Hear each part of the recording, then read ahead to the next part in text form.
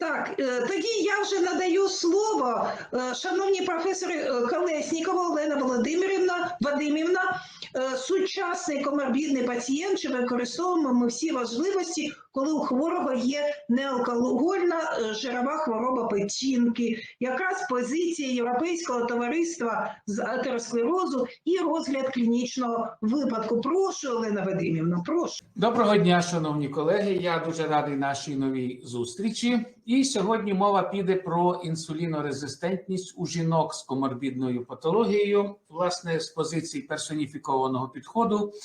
І аналізуючи позицію Європейського товариства з вивчення атеросклерозу, зокрема вебінару, який нещодавно відбувся. Жінки у нас взагалі особливі. Так, по-перше, у них менструальний цикл, який впливає, безумовно, і на настрій, і на працездатність, і емоційний, і так далі стан. У жінок вагітність, у жінок менопауза і, як сьогодні вже зазначалося, і стан пременопаузи, який десятиліття, 10 років до стану менопаузи. І загалом жінки особливі, тому що вони і жінки. А безумовно, жінки з інсулінорезистентністю, вони ще більш особливі, і тому, як і до кожної жінки, потрібен у нашій клінічній практиці особливий підхід. А жінок з інсулінорезистентністю, як ми бачимо з результатів прекрасного дослідження, проведеного в Україні, 44% у популяції віком від 20 до 65 років. Тобто, фактично, ми маємо, кожна друга жінка має інсулінорезистентність.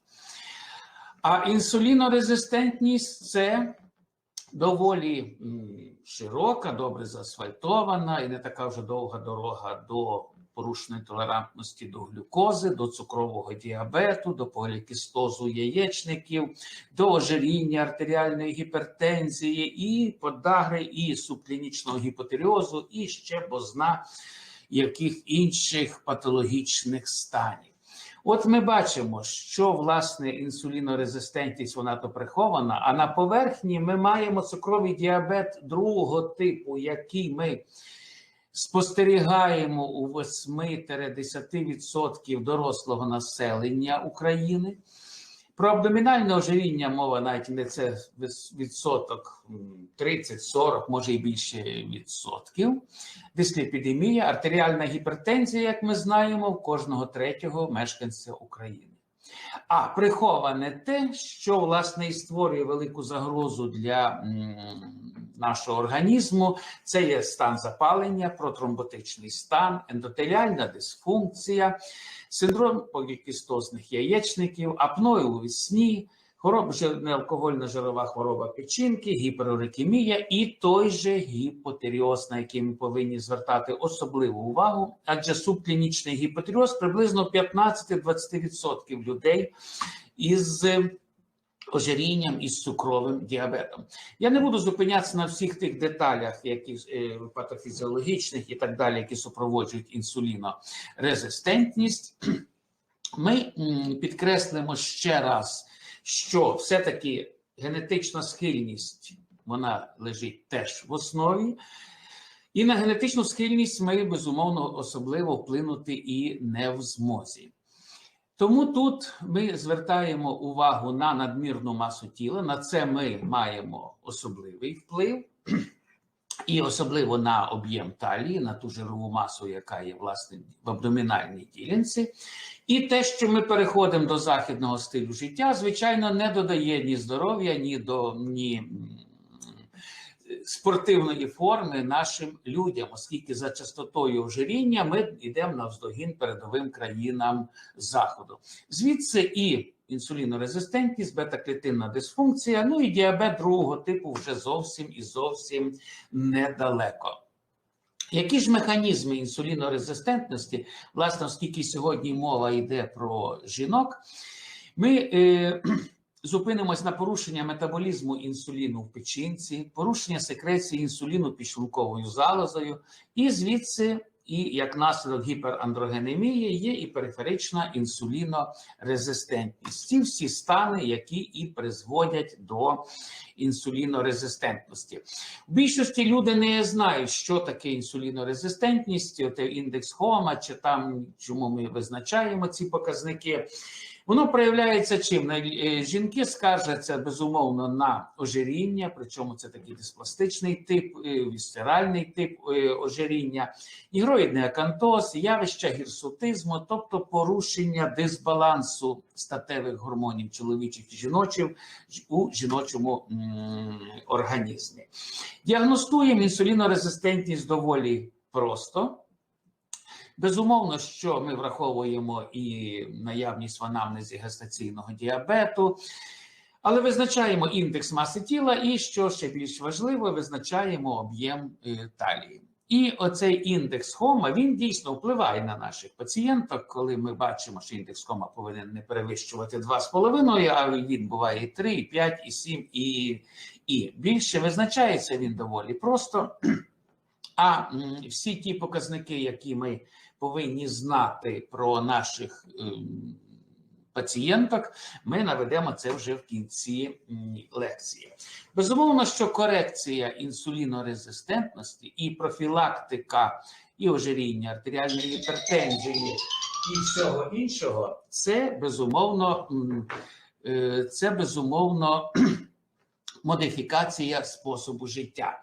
Насамперед, ми повинні націлювати жінок на зниження маси тіла, тобто поєднання, все-таки обмеження калорій, те, що ми називаємо рот на замок, або давати їжі суто на один кулачок на маленьку тарілочку. І заставити ходити таких жінок пішки. Зараз всі ж активно тільки користуються транспортом власним, вони пішки доволі мало ходять. Коли їм запитаєш пацієнток таких, а скільки ж ви проходите пішки, вони дивляться так доволі скептично, про що це ви питаєте. А власне підвищення фізичної активності і модифікація поведінки є надзвичайно важливим. І акцент таким людям треба робити на те, що обід повинен бути з прийому основної їжі на годину 16-16:30. Після того вечеря вже залишиться суто, як кажуть, символічною. Отже, з цієї раціональне харчування, поведінка, фізнавантаження ми розібрали. І щоб не допустити, налякати все-таки таких жінок, які не хочуть дотримувати раціонального харчування, що чекає їх хірургічні методи, а там, як кажуть, це теж не є особливий подарунок. Тому ми повинні звернути увагу на фармакотерапію, без якої нам в даному випадку не обійтися. Що ж тут, що робити? Безумовно, що в першу чергу ми повинні такій жінці пояснити, чому необхідна і, власне, є модифікація способу життя. І заставити все-таки обмежити споживання тих продуктів, які наскільки доступні, наскільки тягне таких людей на цей спосіб. І чим же ж ми будемо у плані з препаратів, які є доступні, і в плані того, які ми можемо запропонувати нашим пацієнткам, і які дадуть конкретний результат, щоб запобігти цукровому діабету і знизити інсулінорезистентність. Безумовно, це препарати групи антигіперглікемізуючих препаратів, вони використовуються при цукровому діабеті, це їхній основний показник. І це група бігуанідів, це метформін, основний представник, міжнародна некомерційна назва, і група тіазолідин-біонів, це є піоглітазон. Ці препарати, які є доступні на нашому ринку. І основний базовий препарат, який позиціонується і як антиейджинговий препарат, і як препарат, який знижує інсулінорезистентність, це метформін, який ми даємо в дозі до 1500 мг на добу упродовж 6 місяців, в тому числі і на тлі стимуляції овуляції. Чому саме метформін ми широко використовуємо у нашій практиці? Це, по-перше, підвищення чутливості периферичних тканин до дії інсуліну. Це посилення синтезу глікогену і зниження підвищеної продукції глюкози за рахунок гальмування глюконеогенезу, зменшення окислення вільних жирних кислот і ліпідів. Це уповільнення всмоктування глюкози в кишечнику і підвищення її засвоєння клітинами кишечнику. І завдяки цьому, власне, відбувається згладжування гіперглікемічних піків після прийому їжі. І на цьому фоні ми застраховані від виникнення гіпоглікемії, тобто різкого зниження цукру в крові нижче тих меж, до яких чутливий наш головний мозок. Тобто препарат справді знижує апетит в якійсь мірі, гальмує його і не дає цукрам підніматися досить високо після прийому їжі. Абсолютно безпечний препарат, має надзвичайно широкий спектр впливу і, безумовно, що перед тим, як ми його призначаємо, ми повинні пояснити жінці, для чого він є, який термін і що ми очікуємо, і які можливі побічні явища. Якщо буде легенька нудота, це саме і прояв впливу цього препарату. Адже анорексигенна дія це теж має значення, оскільки запобігає, вона спрямована на прямий контакт препарату із слизовою шлунково-кишкового тракту, і таким чином метформін і нормалізує вуглеводний обмін, поліпшує показники ліпідного обміну, функціонального стану печінки, ну і основний вплив на інсулінорезистентність. І от, власне, один з проявів інсулінорезистентності є синдром полікістозних яєчників, який призводить часом до безплідності. І саме на тлі прийому метформіну ми знижуємо інсулінорезистентність, прояви синдрому полікістозних яєчників, і все це сприяє настанню вагітності. Тобто він абсолютно безпечний препарат. Серед препаратів метформіну їх є десятки, в тому числі на фармацевтичному ринку в Україні, але безумовно перевагу ми видаємо тим, які є надійні, виготовлені за європейськими стандартами GMP, в ефективності яких ми не сумніваємося. І серед таких препаратів відзначу метамін СР, виробництва компанії Кусум, який випускається і в таблетках пролонгованої дії. Чому важливо пролонгована дія? В тому, що от саме препарати пролонгованої дії мають менший ризик виникнення побічних ефектів, зокрема на шлунково-кишковий тракт. Його достатньо вживати і один раз на добу після основного прийому їжі, або двічі на день. Отже, з метформіном ми розібралися. Це доволі такий препарат, який широко використовується, і про нього, безумовно, сімейні лікарі і лікарі інших спеціальностей прекрасно знають. Дещо менше уваги приділяється препаратам групи піоглітазону. Серед них, власне, це тіазолідин-діони. Залишився на фармринку тільки піоглітазон. В Україні він представлений препаратом компанії Кусум під назвою глютазон. Він має доволі широкий спектр дії, але, власне, саме він найбільш ефективно діє на інсулінорезистентність і, власне, єдиний на сьогодні клас препаратів, які специфічно поліпшують діастолічну функцію серця. А вона, як відомо, розвивається у відповідь на наростання інсулінорезистентності. Він, крім того, посилює інсуліноіндуковане захоплення глюкози завдяки підвищенню експресії ГЛУТ4. Які переваги глютазону? Препарат теж, він і доступна ціна, безумовно, на це теж звертають і сучасні настанови різних міжнародних асоціацій. Виробництво відповідає стандартам Євросоюзу GMP. Позитивно впливає на показники ліпідограму і сповільнює прогресування атеросклерозу, що є дуже важливо. Крім того, ми маємо 3 дозування піоглітазону у дозах 15, 30 і 45 мг. Ми можемо індивідуально їх підбирати. Препарат призначається всього 1 раз на добу, що теж є досить вигідно після основного прийому їжі, і може комбінуватися, якщо це людина з діабетом, він може комбінуватися практично зі всіма цукрознижуючими препаратами, в тому числі і з інсуліном. І крім того, препарат, до речі, свого часу мав такий сплеск призначення, потім якесь затища. На сьогоднішній день є доказова база відносно безпеки застосування цього препарату і ефективності як при цукровому діабеті, так і при корекції інсулінорезистентності, яка є не тільки при цукровому діабеті, але при тому ж полікістозі яєчників, при гіпотиреозі і так далі.